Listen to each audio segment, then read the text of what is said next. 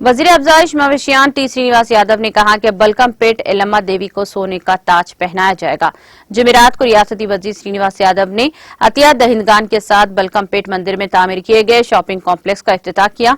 इस मौके पर रियासती वजीर का रवायती इस्तकबाल किया गया। बादअज़ां रियासती वजीर श्रीनिवास यादव ने मल्टी लेवल पार्किंग के तामीरी कामों का मुआयना किया। उन्होंने काम की रफ्तार तेज करने और 5 माह में मुकम्मल करने के इक़दाम करने का हुक्म दिया।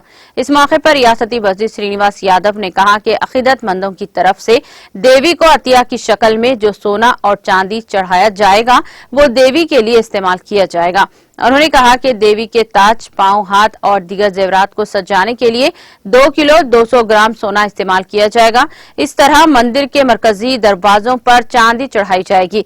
उन्होंने कहा कि तेलंगाना रियासत की तश्कील के बाद बलकमपेट मंदिर में कई तरक्याती काम किए गए हैं। इस प्रोग्राम में अतिया दहिंदगान, Subbaraju Subbarao, endowment commissioner Ram Krishna, assistant commissioner Krishna, मंदिर के चेयरमैन साई बाबा गौड़, कॉर्पोरेटर सरला, साबिक कॉर्पोरेटर्स एन शेषु कुमारी के अलावा मंदिर कमेटी के अरकान ने शिरकत की।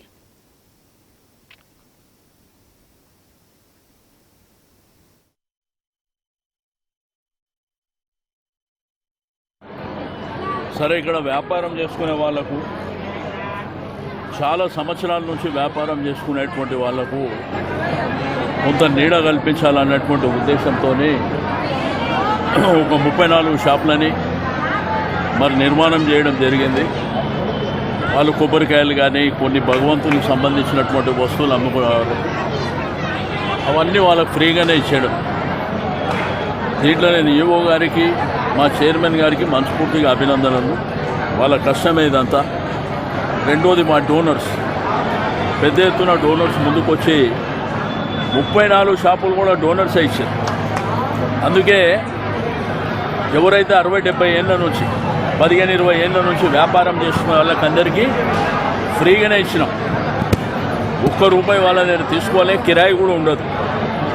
ఒకటి ఏంటంటే పవిత్రమైనటువంటి పుణ్యక్షేత్రం కాబట్టి ఈ పుణ్యక్షేత్రంలో భక్తులు, ప్రజలు, వ్యాపారం చేసుకునే వాళ్ళు కూడా సంతోషంగా ఉండాలనేటువంటి ఉద్దేశంతో మీరు చూసిన వాళ్ళ కళ్ళల్లో ఎంత ఆనందం ఉన్నదో.